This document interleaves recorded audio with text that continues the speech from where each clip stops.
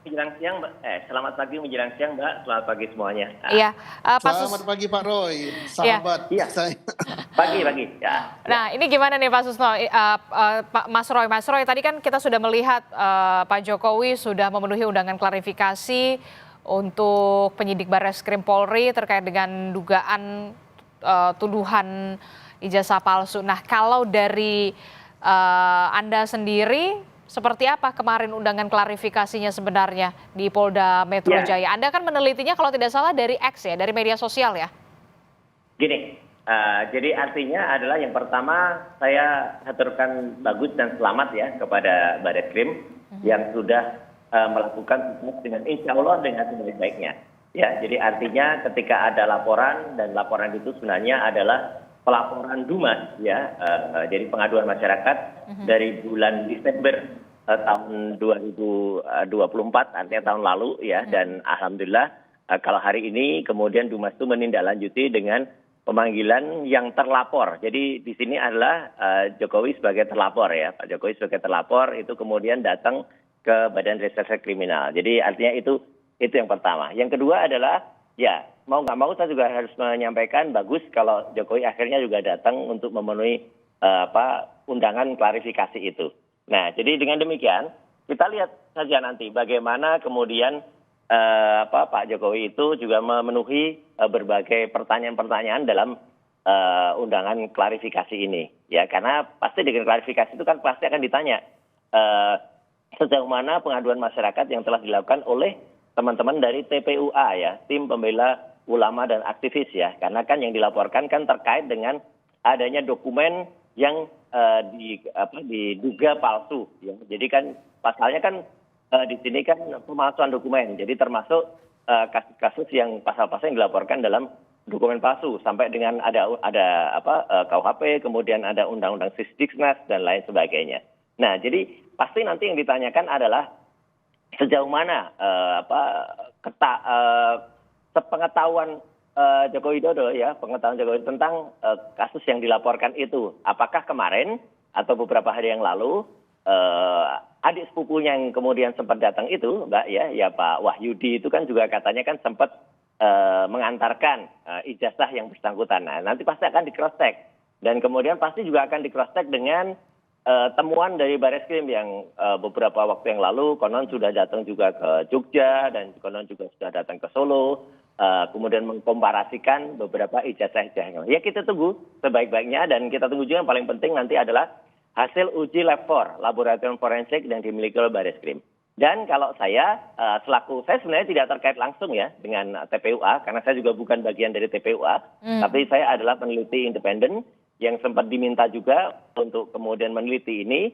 Jadi yang saya minta nanti kalau hasil dari laboratorium forensik itu kita minta adalah objektif. Jadi kalau memang dia meneliti, ya hasil dari Barreskrim itu kemudian disampaikan secara terbuka, undangannya dipaparkan, dan kemudian dari ijazahnya dipaparkan, bukan undangannya, ijazahnya dipaparkan, ditampilkan. Kemudian juga kalau ada ujinya, ya kita juga bisa menilai ujinya itu misalnya tidak-tidaknya dilakukan uji carbon dating 14 ya, carbon dating 14 itu untuk menguji kertasnya, apakah kertasnya terbuat dari materi apa, kemudian dari tahun berapa, kemudian uji tinta. Tidaknya ada 5 jenis atau bahkan 6 jenis tinta pada ijazah yang dipermasalahkan. 6 jenis itu apa? Misalnya tinta, yang pertama tinta tulisan ijazah, kemudian Universitas Gadjah Mada, bla bla bla bla. Itu tinta yang pertama. Tinta yang kedua adalah tinta pembuat logonya. Kan ada logo emboss di situ ya, logo emas. Nah, itu juga pasti berbeda. Kemudian tinta yang menuliskan nama si pemilik ijazah, Joko Widodo, itu juga pasti akan berbeda juga. Kemudian ada tinta tanda tangan dari rektor, Prof. Teguh Yakob di situ. Itu dicek apakah tintanya itu sesuai dengan tahun 85 atau tidak. Kemudian ada tinta juga dekan yang bersangkutan. Waktu itu apakah Pak Sunardi ataukah siapa dekannya. Itu juga ada. Kemudian yang penting lagi ada tinta capnya. Itu Mbak. Jadi semua itu harus terbuka, transparan, disampaikan juga kepada masyarakat. Jadi Anda berharap ketika nanti benar-benar dibuka ke publik itu secara detail begitu ya, tidak hanya otentik atau tidak otentik begitu ya? Betul, secara detail dan juga kalau terkait dengan pemeriksaan hari ini ya saya kira karena equality before the law, kita harapkan nanti juga selesai pemeriksaan terlapor yaitu Joko Widodo juga nanti begitu keluar juga akan menyampaikan apa yang tadi disampaikan. Jadi sama seperti saya kemarin ya gitu kan, kalau setelah diperiksa juga mungkin sampaikan, karena kan bagaimanapun juga terlapor ini masih menjadi tokoh publik ya, atau tokoh masyarakat, atau dia tidak bisa mengatakan dia orangnya sendiri karena dia masih menjadi penasihat Danantara ya, Dewan Pengarah di Danantara. Mas Roy, Anda kan ahli di bidang ini begitu ya. Anda juga mengatakan tadi peneliti independen begitu ya. Apa yang kemudian menguatkan Anda kalau ada dugaan, saya mengatakan dugaan kepalsuan di antara ijazah itu, dan ijazah yang Anda teliti itu berarti ijazah yang beredar di media sosial yang di X itu kan? Begini, jadi yang saya sudah pegang langsung sebelum jadi ijazah itu seseorang pasti harus melalui beberapa tahapan. Skripsi. Dan yang benar-benar bisa saya pastikan langsung itu adalah yang otentik atau yang original adalah skripsi yang sudah saya teliti pada tanggal 15 April di Universitas Gadjah Mada yang diberikan oleh Wakil Rektor waktu itu Profesor Wening Udasmoro, dan juga ada Wakil Rektor Dr. Aris Sucipto dan Dekan Kehutanan dan lain sebagainya. Jadi skripsi itu sangat-sangat vital. Tidak mungkin terbit ijazah tanpa ada skripsi. Nah, kalau skripsinya yang saya periksa jelas-jelas betul kalau dengan skripsi semacam itu 99,9% tidak mungkin terbit ijazah yang benar kalau skripsinya semacam itu. Nah, adapun terkait dengan bentuk dari ijazah. Tapi kalau sebelum dijelaskan soal ijazah, kita harus break dulu, jeda dulu sejenak, Mas Roy Suryo dan juga Pak Susno Duwaji bersama kami. Nanti kita akan kembali membahas ini, tetaplah di Breaking News Kompas TV.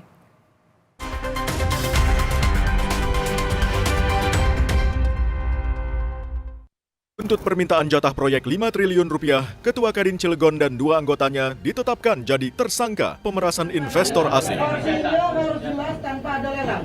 5 triliun untuk Kadin, 3 triliun untuk Kadin tanpa ada lelang. Perannya adalah meminta proyek 5 triliun untuk Kadin tanpa lelang. Itu cukup meresahkan, mengganggu. Mengapa proyek strategis nasional di Cilegon jadi target pemerasan oknum pengusaha? Temukan jawabannya dalam Business Talk Selasa 20 Mei pukul 10 malam di Kompas TV. Kok yang ini, Pak? Kalau tutupnya aja gini, isinya gimana? Tidak semua air itu sama. Aqua dalam galon yang dibersihkan 20 kali, diisi tanpa tersentuh tangan dan ditutup sempurna. Aqua, 100% murni, 100% aman. Nyut, ternyata aku punya masalah gigi sensitif. Cobain pakai Sensodyne. Formulanya bikin gigi aku terlindungi seharian. Dan nafas juga terasa segar. After seminggu, dan ternyata hasilnya, wow! Sakit kepala, sakit punggung, minum Panadol Extra. Satset dan efektif redakan berbagai nyeri mengganggu.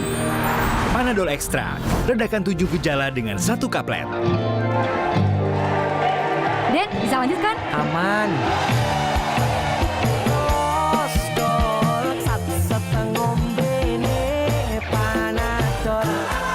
Buat gue, cuma ada satu kecap. Kecap sedap kedelai hitam spesial. Hitam kecapnya pekat, ngebers di mulut, Lumer di lidah.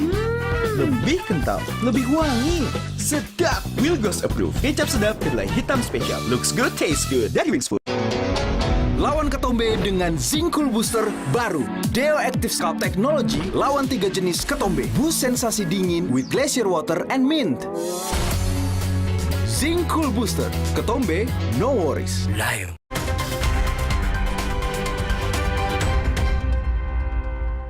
Terima kasih Anda masih bersama kami dalam Breaking News Kompas TV. Saudara, hari ini Presiden ke-7 Republik Indonesia Joko Widodo memenuhi panggilan undangan klarifikasi dari penyidik Bareskrim Mabes Polri terkait dengan dugaan kasus tuduhan ijazah palsu. Masih membahas soal ini bersama saya di sambungan telepon sudah ada Mas Roy Suryo, kemudian juga ada Kabar Reskrim 2008-2009, Pak Susno Duwaji, Komjen Purnawirawan Susno Duwaji. Saya ke Mas Roy Suryo. Mas Roy, jadi sebelum Anda menguatkan kalau ada dugaan ijazah palsu, Anda menemui pihak UGM untuk meneliti skripsi sebelum akhirnya. Ya, nah, apa yang menguatkan Anda kalau wah ini ada yang tidak beres nih?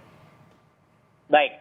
Ya Mbak Adisti dan juga hormat kepada Pak Susno Duwaji ya, izin saya sampaikan keterangannya. Jadi begini, Jadi ketika saya ke UGM dengan ada Dr. Resmond dan juga ada Dr. Tifa, waktu itu memang kebetulan saya resmi berada di sana karena memang sudah melalui pemberitahuan dan juga diterima resmi oleh UGM. Jadi dengan adanya skripsi yang sudah saya periksa, dan skripsi itu adalah merupakan awal materi kalau seseorang itu bisa kemudian diterbitkan ijazahnya, bisa saya pastikan bahwa skripsi itu 99,9% itu adalah palsu atau skripsinya tidak bermutu atau tidak berkualitas untuk bisa terbit satu ijazah. Kenapa? Karena lembar pengesahannya tidak ditandatangani oleh orang yang bersangkutan, ya tanda tangannya kemudian sangat meragukan, nama penanda tangan juga salah, nama dosen pembimbing yang dulu disebut dan hari-hari ini baru terkuak ya, itu kalau tidak ada nama Pak Kasmujo, padahal Pak Kasmujo itu sejak tahun 2017 itu disebut sebagai dospemnya atau dosen pembimbingnya, mau dosen pembimbing skripsi, mau dosen pembimbing akademik, yang jelas itu skenario itu gagal total ya, karena dosen pembimbing skripsi itu nggak ada ya, kemudian lembar pengujiannya juga tidak ada Mbak Adisti, jadi lembar pengujian tadi nggak ada. Nah, jadi dengan demikian, kalau kita pakai analogi telur ya, kalau telur itu dianggap telur itu busuk, telurnya tidak bagus. Nah, kalau skripsi, kalau ijazah, memang selama ini ijazah yang beredar itu hanya ijazah yang pernah fotokopi, yang pernah pernah ditunjukkan oleh Bapak Dekan dari Fakultas Kehutanan, Pak Sigit Sunarta. Dan pada tanggal 1 April, jadi kira-kira 2 minggu sebelum kami ke UGM, itu ada seorang yang bernama Dian Sandi Utama, yang kemarin juga sudah dipanggil oleh Polda Metro, itu yang memosting ijazah yang dia sebut asli ya, yang dia sebut asli, dan kemudian ada utasnya, dan sempat dia juga berkomunikasi dengan salah seorang namanya Profesor Yusuf ya, dari Universitas Sumatera Utara yang akhirnya menjadi penggugat dia. Itu dia mengatakan kalau itu dia mendapatkan itu dari sumber yang sangat terpercaya. Dan akhirnya kemarin memenuhi undangan klarifikasi juga begitu ya. Oke, baik. Karena terbatas durasi, Mas Roy. Gitu, Mbak. Gimana, Mbak? Oke, karena terbatas durasi, sudah penjelasannya sudah kami tangkap. Baik. Pak Susno, terakhir dari penjelasan Mas Roy, apa yang bisa disikapi oleh pihak kepolisian? Singkat saja, Pak Susno. Ya, saya kira Pak Roy kan sudah bukan Pak Roy saja yang sudah diperiksa. Pak Roy, Dr. Tifa dan lain sebagainya itu diperiksa semua. Jadi Polri kan sudah memeriksa semua. Nanti dibandingkan apa yang didapat dari keterangan Pak Roy, apa yang didapat dari keterangan pelapor, terlapor maupun saksi-saksi terlapor gitu ya. Jadi akan dibandingkan, itulah namanya pembuktian. Nah, pembuktian itu saya katakan ada 2 macam. Yang dibuktikan itu adalah proses untuk mendapat ijazah itu dan fisik daripada ijazah itu. Nah, prosesnya tadi saya tidak berhak untuk menilai apakah misalnya nilai mata pelajaran Jokowi memenuhi syarat apa tidak untuk lulus. Itu hanya UGM lah yang tahu itu. Termasuk juga nilai skripsi Pak Jokowi itu memenuhi standar untuk lulus sebagai sarjana apa tidak, itu UGM lah yang punya standar tentang hal itu. Ya. Oke, nanti berarti kita akan nantikan juga penjelasan dari Presiden ke-7 Republik Indonesia Joko Widodo setelah memenuhi undangan klarifikasi dari penyidik Barreskrim Polri, termasuk juga dari Mas Roy Suryo. Terima kasih sudah bergabung bersama kami. Komjen Purnawirawan Susno Duaji, Kabarreskrim 2008-2009. Terima kasih juga sudah bergabung bersama kami. Sehat selalu Bapak-Bapak. Assalamualaikum, selamat pagi. Waalaikumsalam. Saudara, informasi lebih lengkapnya terkait dengan undangan klarifikasi Presiden ke-7 Republik Indonesia Joko Widodo ke Barreskrim Polri akan hadir dalam program Kompas Siang pada pukul 11 waktu Indonesia bagian Barat. Terima kasih sudah menyaksikan Breaking News Kompas TV. Saya Adisti Larasati. Sampai jumpa.